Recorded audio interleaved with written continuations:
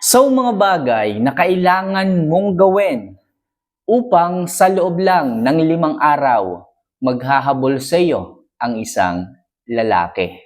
Yes mga kamamay, kung ating iisipin parang napakaigsi. 5 araw? Pwede ba yan kamamay? O pwede bang habulin ako ng isang lalaki kapag ginawa ko yung mga tips mo? Yes, mga girls. Basta ipangako nyo na gagawin nyo po, i-apply nyo po lahat ng sasabihin ko at sigurado ako na kahit 5 araw lang to, promise, hahabulin ka ng isang lalaki. Pero bago ko ito share sa inyo, isa lang palagi ang aking hinihiling, isa lang palagi ang aking pakiusap.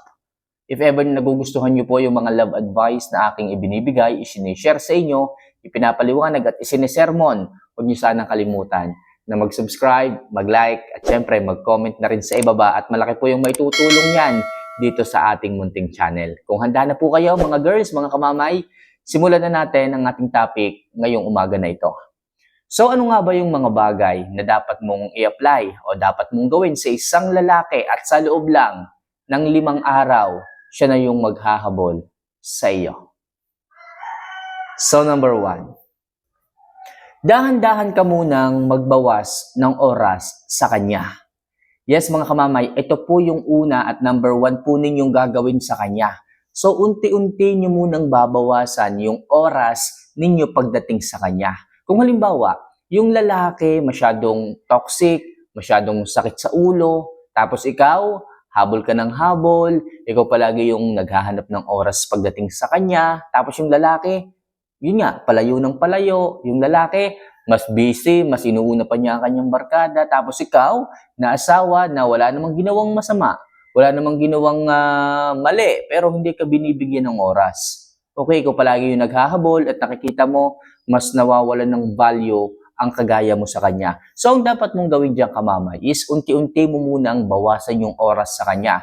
Halimbawa, masyado siyang mabarkada. So, iwasan mo na yung palaging pagchat-chat, pagte-text, o palaging pag-update sa kanya. Bawasan mo yon. At sigurado ako, makikita at mapapansin ng isang lalaki na nawawala na po yung kakulitan mo sa kanya. Kung dati, tawag ka ng tawag. Kung dati, lagi mong tinatanong, Babe, Han, nasaan ka na ba? Babe, anong oras na? Bakit late ka na namang umuwi? Ano ba? Saan ka na naman ba pumunta? Ngayon, babawasan mo ngayon yon. Yung oras mo sa kanya, kung maaari, huwag ka na magparamdam muna eh. Kung siya ay nalilate ng uwi, hayaan mo. Okay? Kung dati, lagi kang nagtatanong, hayaan mo siyang magtaka. Hayaan mo siyang mag-isip bakit bigla kang nagbago, bigla kang nag-iba, parang nawala yung concern mo. Sa ganyang paraan mga kamamay, magtatanong ang isang lalaki kung bakit nagbago ka. At hayaan muna natin yon. Okay, hayaan mo lang na nakahang, nagtatanong, nag-iisip yung lalaki kung bakit nagbago ka. So ang first step natin ngayon is bawasan yung message, bawasan yung chat, yung oras mo sa kanya. Okay? So next, simulan mo naman ang energy shift. Kamamay, anong ibig mong sabihin energy shift? Paano ko to gagawin? Pag sinabi po natin energy shift, yung gana, yung excitement, yung energy mo pagdating sa kanya. Kung darating siya ng bahay, dati ang ginagawa mo, niyayakap mo pa siya. Kung dati, pagkakauwi niyo ng bahay, dati, kinakamusta mo siya. Ngayon, magbago ka muna. Kasi total, harap-harapan ka ng ginagawa ng hindi tama. Tinatanong mo siya pero hindi naman siya sumasagot ng maayos. Siya pa yung palaging galit. Siya pa yung palaging mainit ang ulo. Ikaw naman, concerned ka lang. So, ang gagawin mo, mag-energy shift kapag dating sa kanya. Magbabago ka ng trato. Magbabago ka ng, pakikitungo, pakikiusap. Okay, yung pakikipag-usap sa kanya, babaguhin mo yon. So, ngayon, magtataka siya. Dati, ang lambing-lambing mo eh. Dati, ang sweet-sweet mo eh. Pero bakit ngayon, hindi mo na siya kinikibo? Pero bakit ngayon, hindi mo na siya kinakamusta? Kung bakit ngayon, hindi mo na siya tinatanong kung kamusta ang kanyang araw, kung kamusta yung kanyang mga, sinubmit na projects, hindi mo na tinatanong. So ngayon, madadagdagan na naman ang kanyang isipin. Bakit nung una, hindi ka nagpaparamdam masyado, hindi na active yung pag-update mo sa kanya, tapos ngayon, bakit parang nawala naman yung gana mo? Bakit parang ang cold mo naman ngayon? So magpapatong-patong na. Mag-iisip na siya, mag-overthink na siya para sa iyo, tungkol sa iyo, bakit nagkakaganyan ka? So ngayon, ang isang lalaki talagang mapapaisip. Okay? Kaya mga kamamay, mas maganda gawin mo dyan, mag-energy shift ka. Okay, bawasan ng message, mag-energy shift, wala na yung tawagan, wala na yung han, wala na yung love, tanungin mo na lang siya, o kumain ka na ba? O after nun, wala na, wag na. Wag na masabihin ng isang lalaki na talagang hindi ka nagpaparamdam. Yung tipong maglaylo ka muna. Yung tipong, okay, maging cold ka muna para magtanong ang isang lalaki at para yung isang lalaki, unti-unting maghabol. Nakakaroon na siya ng idea sa mga nangyayari. Okay, so pangalawa, magkaroon ka ng energy shift sa kanya. Alright? So next, short pero deep message. Okay? So ito nga mga kamamay, sinasabi ko palagi sa inyo. Yung lalaki hindi niyan maiiwasan na hindi magtanong. Okay? Sa mga pinararamdam mo sa kanya, sa mga nararamdaman din niya, sa mga nangyayari sa iyo, sa inyong relasyon, bigla kang nagbago. At ibig sabihin, hindi ka na kagaya dati eh. Wala na yung tamis, wala na yung sweetness. Kung tatanungin ka man niya, syempre, kailangan niya ng sagot. Okay? Huwag ka naman huwag ka naman masyadong maging iwas. Kung nagtatanong, sagutin mo. Pero ang sagot mo mga kamamay, sakto lang o maiksi lang, pero tumbukin mo yung talagang dahilan kung bakit ka nagkaganyan. Okay? Pag tinanong ng lalaki na, babe, parang nagbago ka. Babe, bakit hindi ka na nagpaparamdam sa akin? O kaya naman, babe, bakit hindi ka na sweet sa akin? So, sagutin mo siya ng maigsi, pero dapat tumbok. Okay, pero deep message. Sabihin mo sa kanya na, babago lang naman ako dahil sa mga pinapakita mo eh. Yun lang. After nun, alis na. O after nun, huwag ka na mag-reply. So, mag-iisip ang isang lalaki. Matutulala ang isang lalaki. Okay? Mapapaisip. Okay, nagbago lang naman ako dahil ganyan ka. Pag nabasa niya yung ganon, sabihin nun, isihin niya kanya sarili. Ibig sabihin nun, nasa kanyang pagkakamali, nasa kanyang pagkukulang. Bakit ka magbabago kung walang dahilan? Di ba? Isipin niyang ganon. Bakit ka magbabago ng trato sa akin kung maayos ako? Ibig sabihin, nasa iyo ang pagkakamali. So, yun ang iisipin ng isang lalaki. Okay, sa una, may pride yung lalaki. Kung ayaw mo paramdam, bahala ka. Pero wag kayong panghihinaan ng loob. Kung gagayanin ka ng isang lalaki, kung i-reverse psychology ka ng isang lalaki, wag kang panghihinaan ng loob. So, unang-una, wala kang kasalanan, wala kang ginagawang mali. Okay? Kasi nga, kaya ka naman nagiging ganyan, gusto mo na siya yung maghabol. Kasi siya nga yung nagkakaroon ng pagkakamali eh. Siya nga yung nagkakaroon ng toxic na ugali eh. Unang-una, ang dami mong nababalitaan sa kanya na kung sino-sino kinakausap na babae sa kumpanya. Pangalawa, lagi nang umuwi ng late. Ngayon pa at buntis ka o kaya ngayon pa may mga bata na kayo, wala kayong kasama sa gabi. So ngayon, hayaan mo siya magtaka. Kung siya ilalayo, kung siya iiwas, hayaan mo. Hayaan mo. Para sa ganon, maiisip pa rin ng isang lalaki na hindi mo siya hahabulin kapag siya ay lumayo. Ang hirap kasi minsan sa inyo, pag pinaramdaman kayo ng isang lalaki na lumalayo sila, kahit kayo yung nasa tama, kayo yung naghahabol. Kaya hanggat maaari, hanggat maaga mga kamamay, sinasabi ko huwag kayong maghahabol. Kung ganun ang ipararamdam sa inyo ng isang lalaki dahil ginagawa nyo to, mas tigasan nyo, mas tiisin nyo.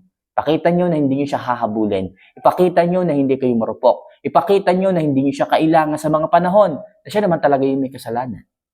Ang ating ginagawa dito is point para makita ng isang lalaki ang halaga mo. So, umpisa mahirap, pero sanayin nyo ang inyong sarili. Kasi pag kayo ay lumambot sa mga panahon na ginawa ng isang lalaki ang paglayo sa inyo at lumambot kayo at hinabol nyo sila, mababaliwala ang lahat ng inyong ginagawa pagdating sa inyong relasyon. Itong ginagawa natin ito, mababaliwala ito. Okay? At anong mangyayaring sunod? Mas liliit, mas bababa lalo ang value nyo pagdating sa kanya. Kaya ang payo ko pag lumayo ang isang lalaki, pag naglaylo ang isang lalaki, pag naging cold ang isang lalaki, maging matibay kayo.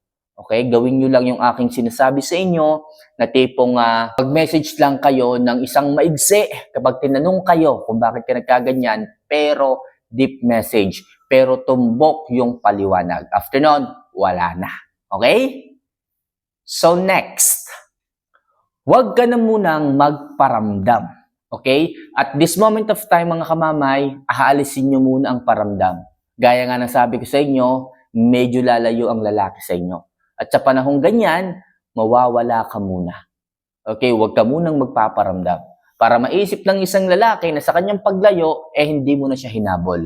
Huwag kang magparamdam. Kung mahalaga ka sa lalaki, hahabulin ka niyan. Kung mahalaga ka sa lalaki, bababa yan. Kung maayos ang nakilala mong lalaki, maiisip niya ang lahat. Maiisip niya na siya yung mali, siya yung nagkamali, siya yung hihingi ng tawad, at siya yung aayos ng lahat para sa magandang pagbabago. Pero, kung halimbawang ang mga nangyari naman is nabaliktad, sa paglayo niya, tapos hindi mo siya hinabol, hindi na siya bumalik, isipin mo kamamay, kung tama bang tao ang napili mo. Kung yan bang taong pinili mo ay nag-iisip, kung yan bang taong pinili mo ay kayang ibaba ang kanyang pride para sa taong minamahal niya, o kung ano paman. Kung hindi siya babalik, ibig sabihin, hindi tamang tao ang napili mo. Hindi tamang lalaki ang pinaglaban mo. Kung kaya't ipagpasalamat mo na rin. Ibig sabihin, ipagpasalamat mo na rin na nawalan ka ng isang toxic na tao sa buhay mo. Yung hindi ka kayang ipaglaban, hindi ka kayang panindigan. Okay? Sa pagkakataong yan, huwag ka munang magparamdam. Kayanin mo, tiisin mo para makita ng isang lalaki ang totoong value mo. Okay? And last, maging busy at palaging irespeto ang sarili. Yes, mga kamamay, ito po yung pinakamahalaga sa huli.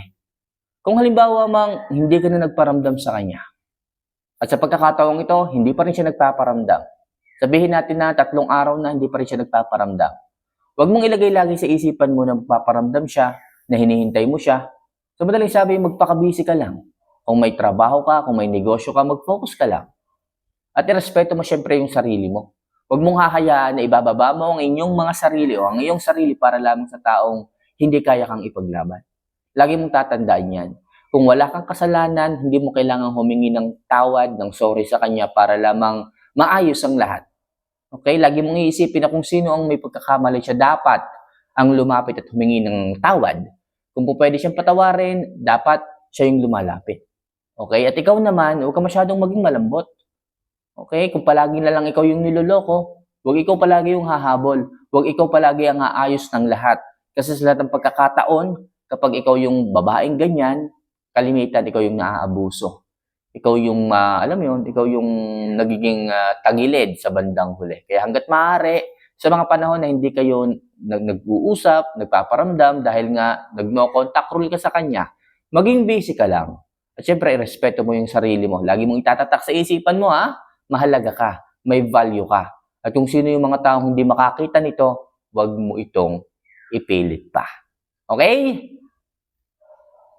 So mga kamamay, sana kahit paano makatulong ang ilang mga bagay na aking isinare sa inyo at sigurado ako sa loob ng 5 araw, hahabulin ka niyan. Sigurado yan. Gawin mo lang ng maayos, i-apply mo lang ng maayos itong mga bagay na aking sinabi. So tandaan mo yan kamamay. So mahal kita and see you for our next vlog. Paalam.